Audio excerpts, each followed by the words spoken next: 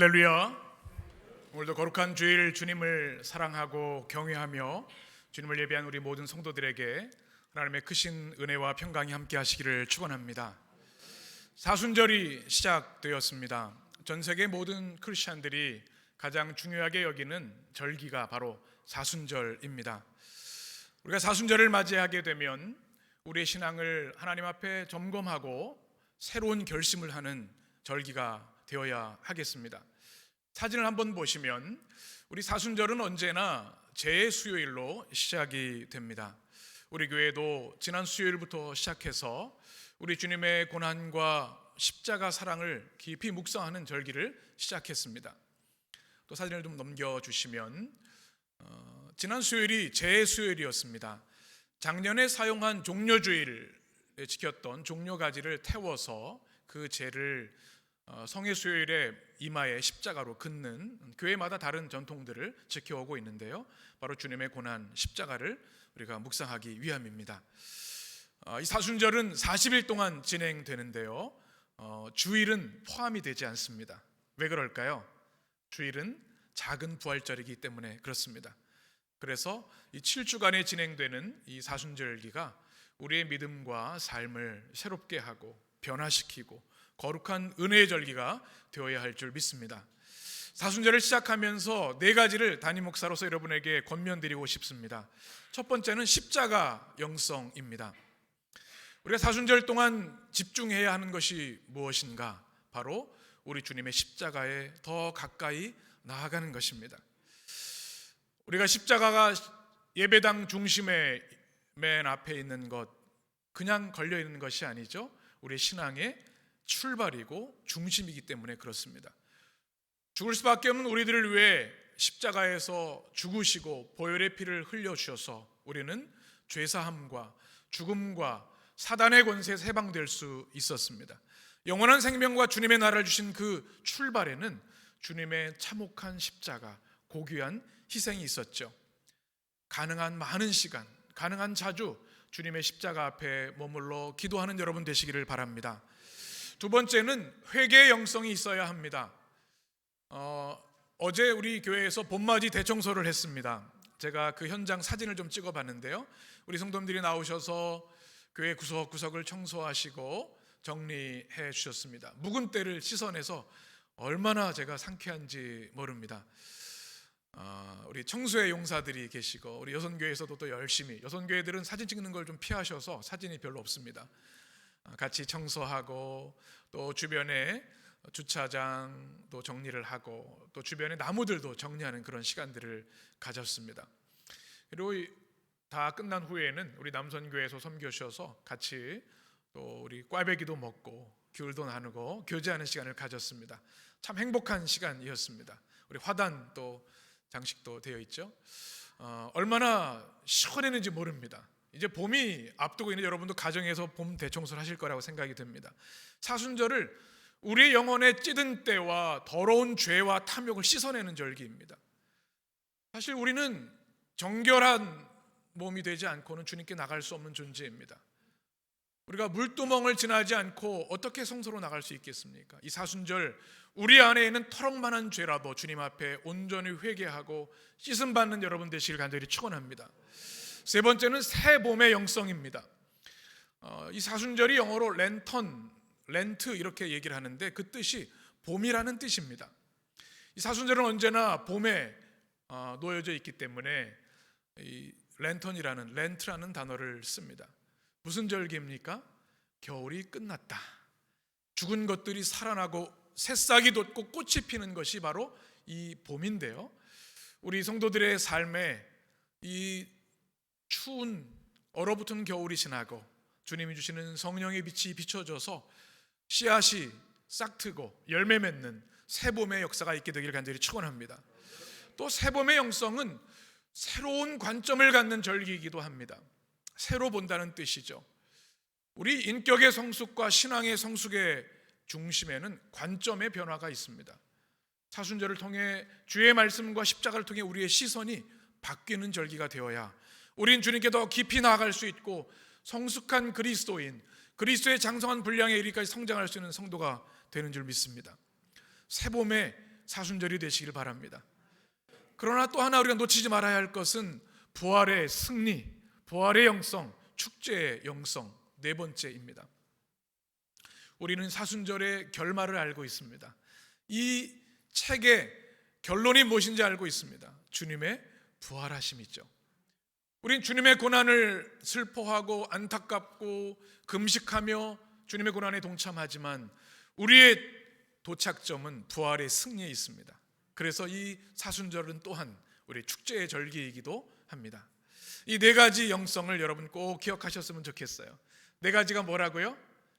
십자가, 또 회개, 세봄, 부활의 이 영성이 우리 해림의 모든 성도들의 삶에 회복되고 부흥의 역사 있게 되기를 간절히 축원합니다. 이 사순절을 묵상할 때 우리는 요한계시록의 말씀과 맞닿아 있는 지점을 발견하게 됩니다. 왜냐하면 요한계시록이 바로 이러한 회복과 부흥의 역사를 우리에게 주고 있기 때문에 그렇습니다.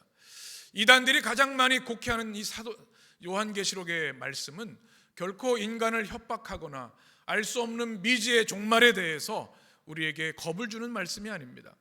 요한계시록은 예수 그리스도의 계시와 예언의 말씀일 뿐만 아니라 우리를 향한 주님의 사랑의 말씀이고 회복과 부흥의 약속의 말씀이기도 합니다.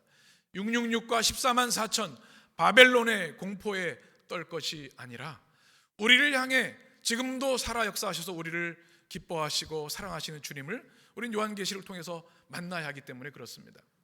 우리 신앙의 본질, 가장 핵심이 무엇일까요? 하나님을 만나는 것입니다. 하나님 체험이 있어야 합니다. 이 사순절기에 우리가 주님을 만나야 주님의 부활의 능력과 은혜를 체험할 수 있는 것이죠. 요한계시록은 요한이 하나님 만난 이야기입니다. 지난 시간 말씀을 기억하시죠? 요한이 만난 영광의 주님은 어떤 모습이셨습니까? 주님은 큰 나팔 소리로 말씀하시는 하나님이셨습니다. 그리고 땅에 끌리는 긴 옷을 입으셨고 가슴에는 금띠를 하셨습니다. 그 머리와 털은 어떻습니까? 그 희기가 양털같이 휘었더라. 그 눈은 불꽃 같은 눈이셨고 그 입에는 날선 검 같은 말씀이 나왔습니다. 그리고 주님의 발은 풀무불에 단련한 빛난 주석같이 견고하셨습니다. 그 얼굴은 해같이 빛나셨습니다. 사도 요한은 반모섬 유배된 그 절망의 땅에서 영광의 주님을 경험했습니다. 그리고 그가 어떻게 주님 앞에 나아갔는지 그 반응에 대한 것이 오늘의 말씀입니다. 오늘 말씀을 보면 먼저 17절에 보면 그가 어떻게 반응했는지 우리에게 기록하여 전해주고 있습니다. 우리 17절 말씀을 같이 읽겠습니다. 내가 볼 때에 그의 발 앞에 엎드려져 죽은 자같이 되매 그가 오른손을 내게 얹고 이르시되 두려워하지 말라 나는 처음이요 마지막이니. 아멘. 우리는 이 말씀에서 주님을 만나게 될 때 요한의 반응을 주목해 볼 필요가 있습니다. 우리 모두는 하나님 체험을 갈망합니다. 그리고 여러분은 이미 그 체험을 여러분의 인생 가운데 가지고 계십니다. 모양이 다 다르고 강도가 다 다르지만 우리는 주님을 만나는 사람들이고 만난 사람들입니다. 요한이 어떻게 했습니까? 그는 먼저 엎드러졌습니다. 이것은 굉장히 중요한 말씀입니다. 여러분 혹시 살아보시면서 엎드려져 보신 적이 있습니까? 다리에 힘이 풀려서 주저앉아 보신 경험이 있으시죠? 우리는 사랑하는 사람이 불치병에 걸렸다는 소식을 들으면 다리에 힘을 풀려 주저앉게 됩니다. 이 전쟁의 소식도 그렇게 될 것입니다. 때로는 우리는 공포의 현장에서도 주저앉게 됩니다. 제가 청년 사역을 할 때 기억에 남은 한 청년 회장이 있습니다. 우리 건장한 남자 청년 회장이었습니다. 캐나다 토론토에서 목회할 때인데 청년 부흥을 위해서 나이아가라 폭포로 1일 캠프를 갔습니다. 이 청년이 등치도 좋고 호기로운 청년이어서 여러 가지 하다가 여학생들 좀 골려줄 생각으로 공포 체험방에 들어가자고 했다고 합니다. 전해 들은 이야기예요. 그래서 거기 들어갔는데 들어갔다 나온 이후에 완전히 놀림받는 청년 회장이 되었습니다. 자신이 놀려주려고 갔다가 공포 체험에 주저앉아 버린 겁니다. 그걸 여자 청년이 다 본 거예요. 우리는 우리 인생에 있어서 우리가 예측하지 못한 공포가 올 때 다리가 풀려 주저앉게 되는 거죠. 그런데 성경에서 우리가 주저앉아 엎드러지는 것은 축복의 경험입니다. 왜냐하면 하나님의 임재와 영광을 경험할 때 우리는 그렇게 되기 때문에 그렇습니다. 아마 여러분도 여러분의 하나님 체험 가운데 그런 경험이 있을 것입니다. 우리가 아무것도 할 수 없는, 저항할 수 없는 상태로 주저앉게 되어 있습니다. 왜냐하면 주님의 권세와 영광이 너무나 크고 강대하시기 때문에, 우리가 감당할 수 없기 때문에 그렇습니다. 주님의 영광과 권세에 압도된 사도 요한은 바닥에 주저앉았습니다. 엎드려진 겁니다. 완전히 자복하게 된 것이죠. 또 하나의 반응은 오늘 성경에 보게 되면 그는 죽은 자같이 되었다라고 말씀하고 있습니다. 여러분, 죽은 자처럼 쓰러져 본 경험이 있으시죠? 우리 인생에는 그런 순간들이 있습니다. 이제 다 끝났구나, 아무것도 할 수 있는 게 없구나. 그럴 때 우리는 엎드려서 죽은 자처럼 되는 것이죠. 우리 인생에 그런 절망의 경험들이 있습니다. 그러나 성경에 나오는 죽은 자처럼 된다고 하는 것은 하나님 만나는 체험의 영광을 의미하는 것입니다. 주님의 그 찬란한 빛, 주님의 얼굴을 보고서 감히 고개를 쳐들 수가 없는 겁니다. 그래서 사도 요한은 죽은 자처럼 엎드려 주님 앞에 머물러 있었습니다. 이것은 이사야가 하나님 만나는 체험에도 그대로 나와 있습니다. 사도 바울이 부활하신 주님을 다메섹에서 만났을 때 그가 아무것도 할 수 없었습니다. 말도 할 수 없었고 눈을 떠서 볼 수도 없었습니다. 그냥 땅에 꼬꾸라져서 죽은 자처럼 된 것이죠. 이것은 우리 모든 그리스도인들에게 거듭남의 경험이 되고 우리에게 가장 필요한 축복의 경험이기도 합니다. 이 사도 요한의 모습, 주님을 만날 때 보여준 이 두 가지 반응은 우리의 예배의 태도에 대해서 말씀하고 있는 것입니다. 여러분, 우리가 예배 드릴 때 어떻게 예배를 드리십니까? 예배는 결코 콘서트가 아닙니다. 구경하는 것이 아닙니다. 우리 초대교회 성도들의 예배, 카타콤의 예배를 말씀을 드렸죠. 우리 1세기 성도들은 정말 생명을 걸고 예배를 드렸습니다. 우리 초기 감리교인 우리 성도들도 마찬가지입니다. 목숨을 걸고 예배를 드렸습니다. 근데 우리 현대 예배가 점점 편안해지는 것 같습니다. 물론 예배에 나올 때 우리는 기쁨과 자유와 감사가 넘쳐야 합니다. 그러나 잊지 말아야 할 것, 하나님을 두려워함, 하나님을 경외함입니다. 이것이 빠진 예배는 예배를 할 수 없습니다. 그래서 우리는 이 요한의 모습을 보면서 우리 예배의 태도를 점검해 봐야 합니다. 제가 목회를 하면서 가장 안타까운 것 중에 하나는 주님을 예배하는 것을 관객으로 서 있는 성도들의 모습입니다. 우리 성가대 테너 누구 틀렸네, 소프라노 오늘 목소리가 잠겼네, 그런 걸 보는 게 예배가 아니죠. 이 담임 목사님이 넥타이가 바뀌셨네, 물론 눈에 보이는 거지만 사실 우리는 관객의 모습으로 예배에 설 때가 많이 있습니다. 그러나 잊지 말아야 할 것, 우린 요한처럼 하나님의 임재와 영광 앞에 엎드려져 죽은 자처럼 되는 것이 필요하다는 사실입니다. 여러분, 우리가 주님께 예배 드릴 때 거룩한 산 제물이 된다고 우리는 고백합니다. 로마서 12장의 말씀이죠. 제물은 살아있으면 안 됩니다. 각을 뜨고 피를 뿌려야 하고 물두멍에서 손을 씻고 그 다음에야 성소로 들어가서 지성소에 계신 주님을 만나 뵈올 수 있는 것이죠. 우리 예배가 축제 예배가 되어야 하면 분명하지만 하나님의 경외함을 잃어버리는 예배가 돼서는 안 될 줄 믿습니다. 사순절이 시작되었습니다. 오늘 요한의 하나님을 만나는 그 장면을 통해서 하나님이 사순절 바짝 하나님 앞에 엎드리겠습니다. 죽은 자처럼 내 자아와 내 모든 것을 주님께 내려놓겠습니다. 주님께 자복하며 예배하는 요한의 예배를 회복하는 우리 성도들 되시기를 간절히 축원합니다. 주님은 예배하는 자를 기뻐하시고 주님을 경외하는 자를 사랑하십니다. 그래서 우리의 신앙의 제일 원칙은 하나님을 두려워함, 경외함이 되어야 합니다. 신명기 5장에 이렇게 말씀합니다. 다만 그들이 항상 이같이 마음을 품어 나를 경외하며 내 모든 명령을 지켜서 그들과 그 자손이 영원히 복받기를 원하노라. 주님 주신 말씀은 뭐냐면 경외함을 통하여 내가 너에게 복을 주는 나 여호와다 하시는 말씀입니다. 시편 34편의 말씀인데요, 제가 이제 여러분이 한 절 교독합니다. 너희 성도들아 여호와를 경외하라. 그를 경외하는 자에게는 부족함이 없도다.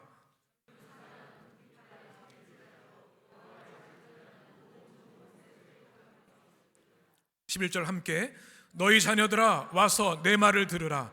내가 여호와를 경외하는 법을 너희에게 가르치리로다. 아멘. 여러분, 이 말씀을 요한계시록을 들으시면서 마음에 새기시기를 바랍니다. 하나님을 향한 내 믿음의 자세가 진정 하나님을 두려워하고 경외하는 믿음의 자세인가? 나는 우리 자녀들을 하나님을 경외하는 자녀들로 바르게 키우고 있는가? 우리가 기도하고 하나님께 나가야 될 줄 믿습니다. 하나님 경외하는 자를 기뻐하시고 그들에게 복을 내려주십니다. 오늘 요한이 주님 앞에 엎드려져 죽은 자같이 되었을 때 주님이 그에게 다가오십니다. 17절 말씀 보시면 내가 볼 때에 주님을 뵌 거죠. 그 발 앞에 엎드려져 죽은 자같이 되매 주님께서 오른손을 얹어주십니다. 그리고 하시는 말씀 두려워하지 말라. 이 오른손에 대한 의미는 여러분에게 말씀을 드렸습니다. 요한계시록은 상징과 숫자를 잘 이해해야 알 수 있습니다. 오른손은 주님의 권능과 권세를 말합니다. 주님께서 이제 요한에게 손을 얹으시고 이제 걱정할 거 없어, 두려워할 것 없어, 이렇게 말씀해 주시는 겁니다. 우리가 이 사순절을 지나면서 요한계시록의 말씀을 들으면서 들어야 할 주님의 음성이 이것입니다. 두려워하지 말라. 우리 인생을 살다 보면 우리를 두렵게 하는 것들이 참 많습니다. 우리 인생에 예측하지 못할 일들이 많고요, 우리가 생각지 못했던 고통들이 다가올 때가 있습니다. 그럴 때 두려움이 엄습해 옵니다. 그때 주님께서 우리에게 주시는 말씀이 뭔가 하면 두려워하지 말라. 1세기 성도들은 도미티안 황제의 핍박으로 인하여 황제 숭배를 거절해서 감옥에 끌려가고 죽음을 당했습니다. 근데 주님이 하시는 말씀이 뭐냐 하면 요한을 대표해서 하시는 말씀, 두려워하지 말라. 이 말씀이 여러분에게도 들려지게 되시길 간절히 축원합니다. 그런 이야기를 들은 적이 있습니다. 어린 아이를 키우는 엄마가 아이가 좀 크면서 말을 하기 시작했습니다. 엄마가 걱정이 있어요. 아, 이거 걱정이다, 어떡하나. 그런데 그 4살 정도 된 아이가 엄마 걱정하지 마. 그 말이 그렇게 위로가 됐다는 거예요. 그런데 생각해 보면 그 아이가 뭘 알고 두려워하지 말라고 했을까요? 우리가 누군가에게 주는 이 따뜻한 위로는 우리에게 큰 위로가 됩니다. 그런데 전능하신 하나님께서 천지를 창조하시고 때가 찬 경륜에 따라 십자가에서 우리를 위해 죽으신 그 주님, 부활 승천하시고 온 우주 만물을 통치하시는 영광의 주님이 우리를 향해서 누구누구 집사, 누구누구 권사 두려워하지 마 말씀하신다면 그것이 얼마나 큰 위로와 힘이 되겠습니까? 이 사순절기에 여러분의 귀에, 여러분의 심령에 주님의 음성이 들려지기를 간절히 축원합니다.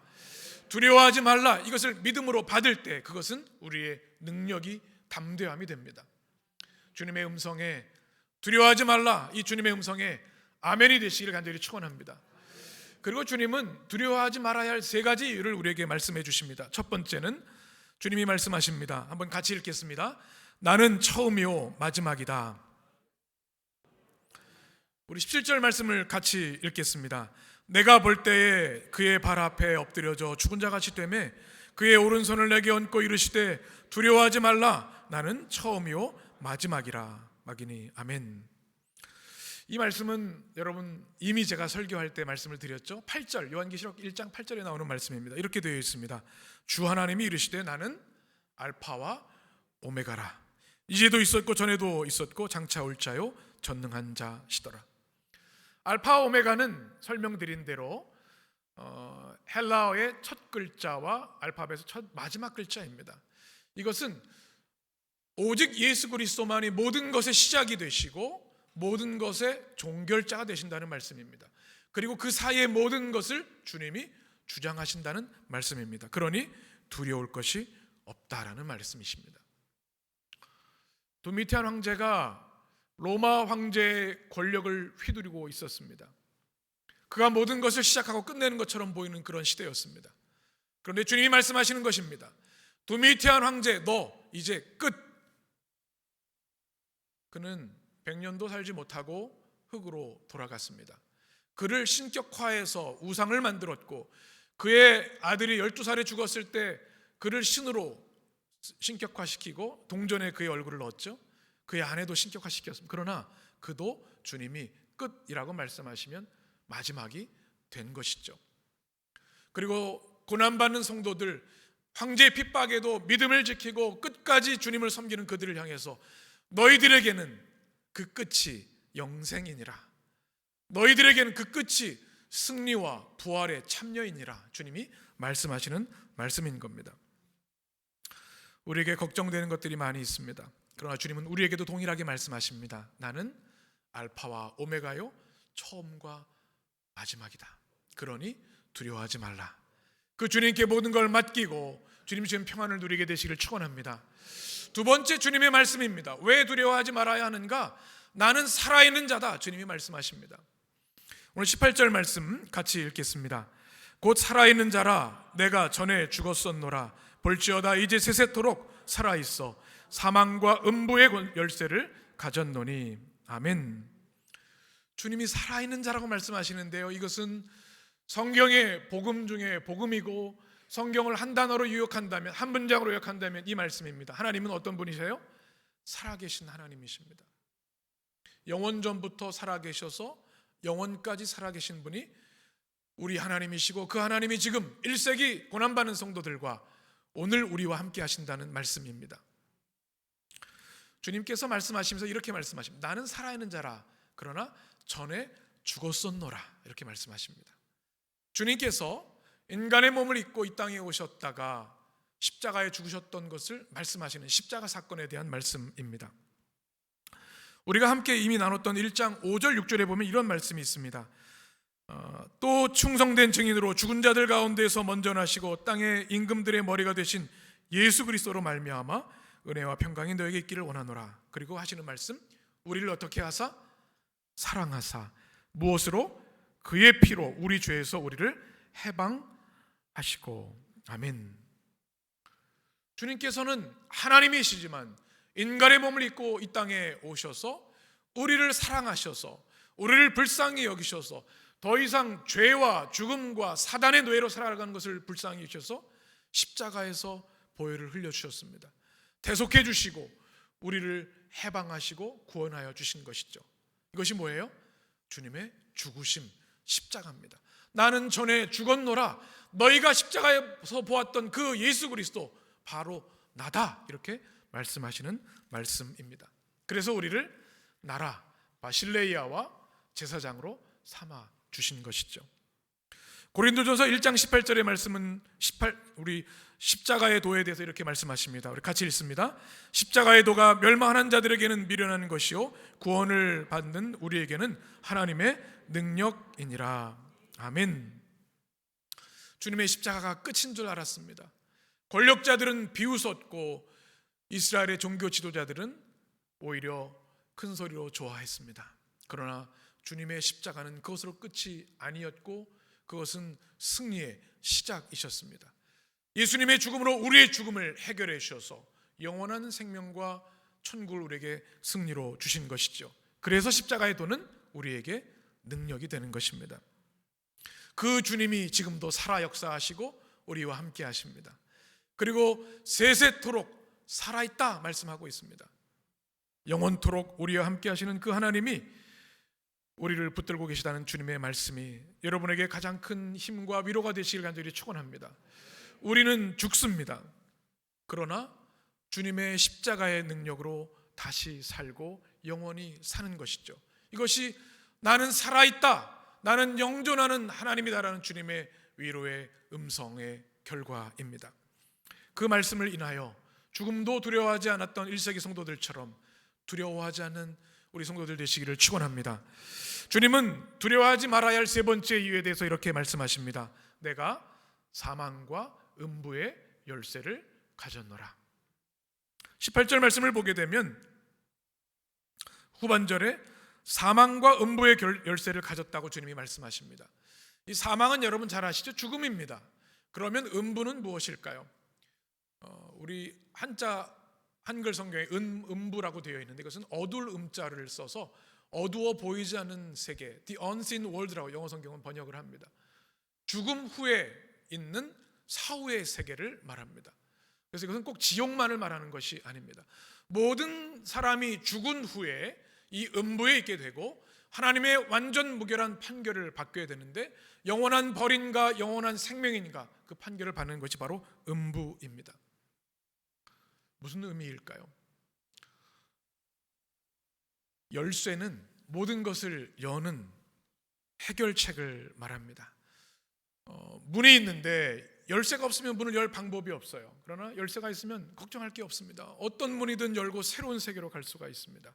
주님께서 죽음과 사망과 음부의 열쇠를 가졌다는 말씀은 너희들의 육신의 죽음뿐만 아니라 죽음 후에 영원한 생명, 저주, 그 모든 걸 주관하는 권세가 나 십자가에 죽었다 부활한 나 예수 그리스도께 있다고 하는 주님의 선포, 선언이십니다. 이것이 복음입니다. 예수님께서는 마태복음 10장에서 이렇게 말씀하셨습니다. 같이 읽겠습니다. 몸은 죽여도 영혼은 능히 죽이지 못하는 자들을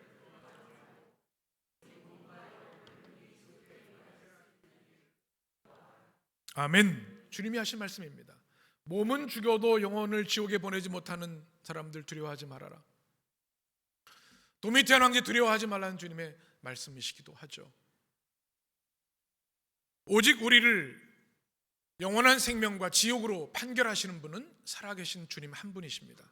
사망과 음부의 열쇠를 주님이 가지고 계시기 때문에. 히브리서 9장에서는 이렇게 말씀합니다.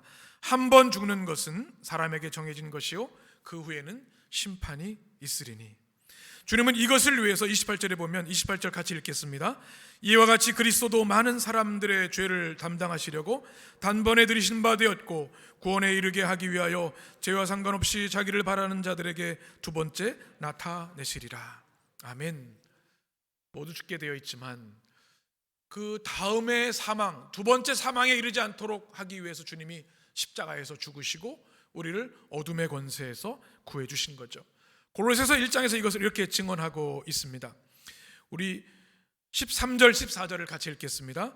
그가 우리를 흑암의 권세에서 건져내사 그의 사랑의 아들의 나라로 옮기셨으니 그 아들 안에서 우리가 속량 곧 죄사함을 얻었도다. 아멘.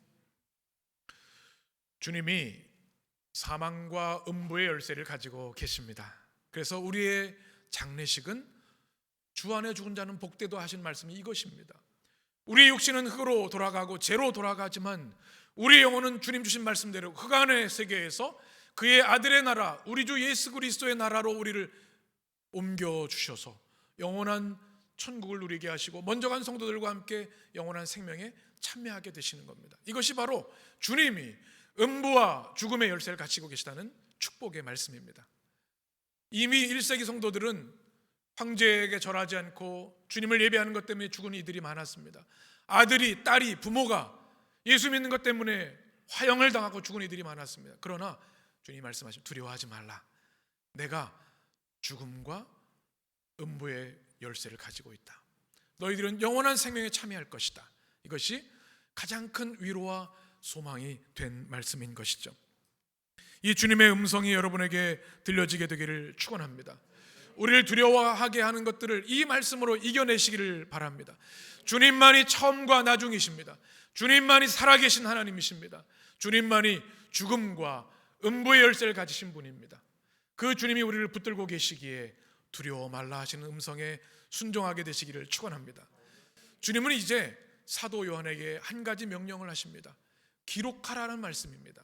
오늘 말씀 19절 말씀 같이 읽습니다. 그러므로 내가 본 것과 지금 있는 일과 장차 될 일을 기록하라. 아멘. 주님께서 요한에게 사명을 주십니다. 기록하라고. 세 가지를 기록하라고 말씀하십니다. 뭡니까? 내가 본 것. 요한계시록 1장의 말씀입니다. 영광의 주님을 밤모섬에서 만난 그 주님의 모습. 그 다음에 지금 있는 일은 뭘까요? 이제 다음 주부터 우리가 나누게 될 소아시아 7교회에 대한 말씀입니다. 요한계시록 2장 3장의 말씀. 장차 있을 일, 이제 종말 환상을 우리가 보게 되는데 5장부터 22장까지의 말씀.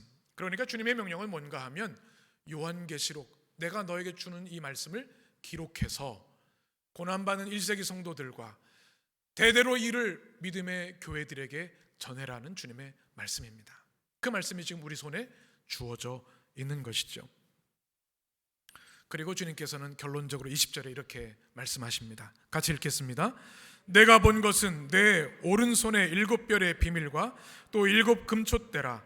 7별은 7교회의 사자요 7 촛대는 7 교회니라. 아멘.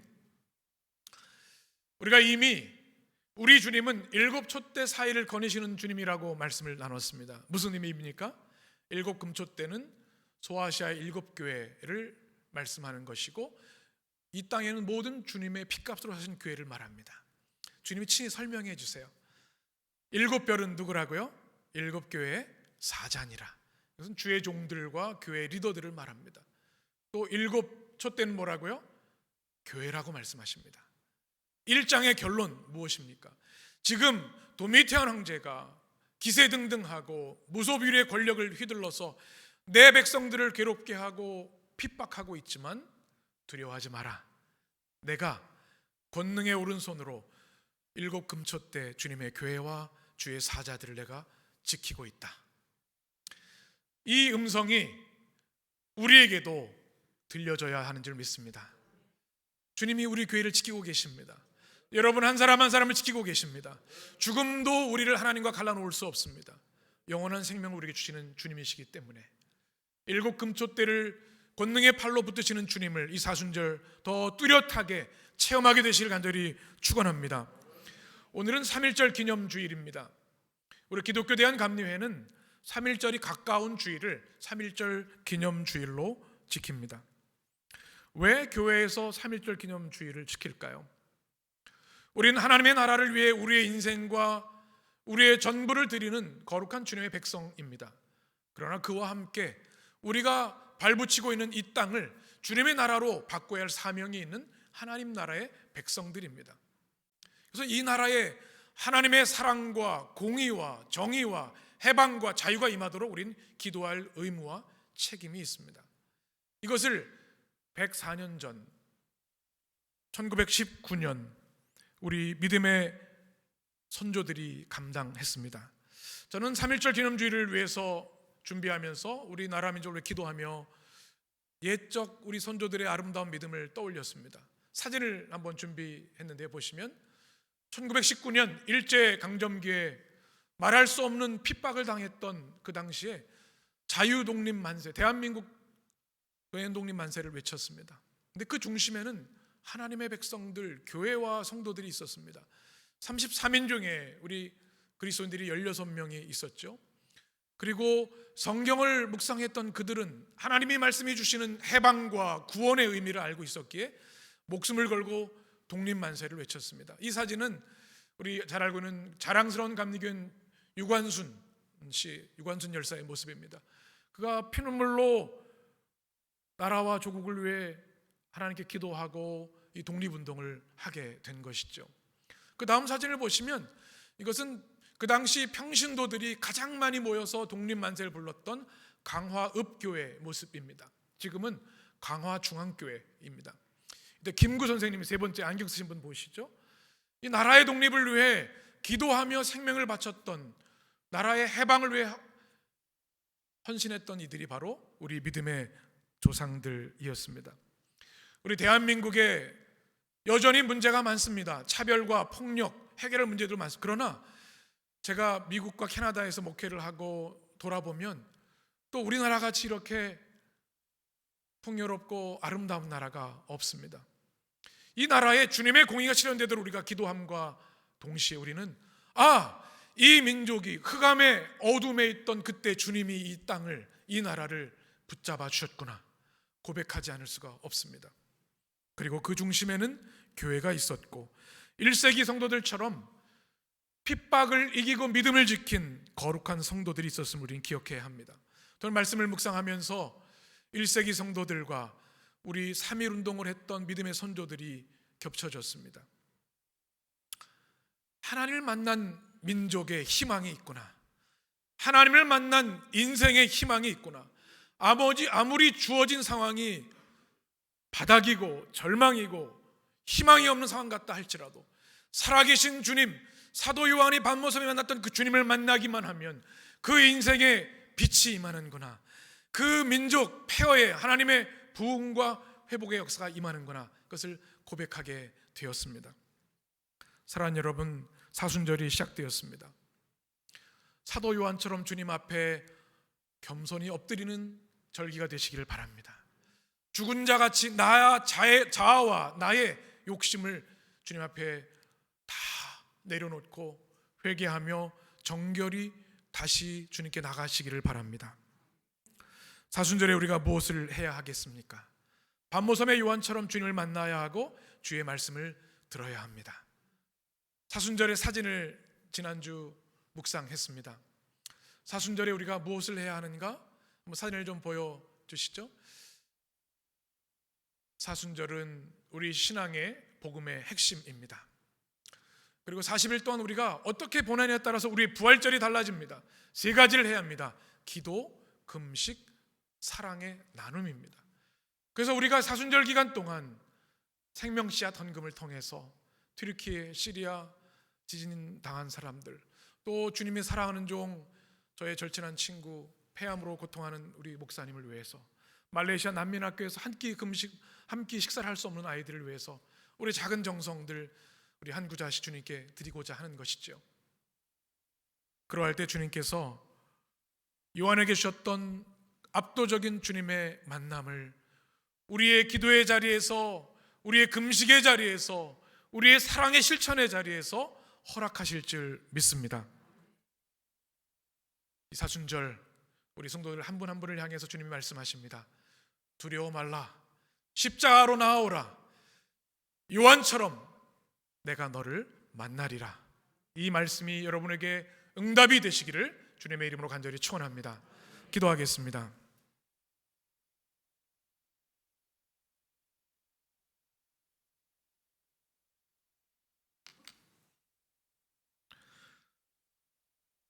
생명의 주 하나님, 고개 숙인 주의 거룩한 백성들을 주님 요한에게 오른손을 얹으신 것처럼 축복하여 주옵소서. 이 패역한 세대, 하나님을 경홀히 여기는 이 시대 가운데 하나님을 경외하고 사랑하고 두려워하는 주의 백성들이 주의 성전에 있습니다.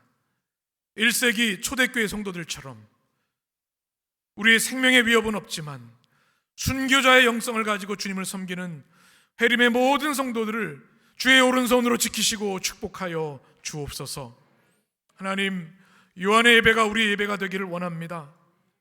주님께 엎드리게 하여 주옵소서. 주님을 떨며 섬기며 기뻐하게 하여 주옵소서. 하나님을 만나는 압도적인 체험을 우리에게 허락하여 주옵소서. 아직 주님을 인격적으로 만나지 못한 영혼들이 있습니까? 주님이 사순절에 만나 주시옵소서. 주님 만난 것이 옛 추억으로만 남아있는 성도들이 있습니까?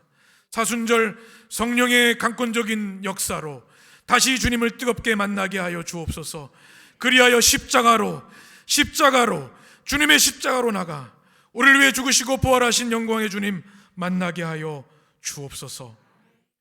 요한과 같은 예배자로 다시 서게 하여 주시고 주님의 위로의 음성, 두려워 말라, 주의 음성에 기뻐하며 찬양하는 이 모든 어려움을 믿음 안에 승리하는 주의 백성들 되게 하여 주옵소서. 3.1절을 통하여 이 민족을 구원하신 하나님을 찬양합니다. 나라와 민족을 위해 우리가 뜨겁게 유관순 열사처럼 우리 믿음의 선조처럼 기도하게 하여 주시고 이 땅이 주님의 공의와 사랑이 강같이 흐르는 주님의 나라로 회복되게 하여 주옵소서. 예수님의 이름으로 기도합니다. 아멘.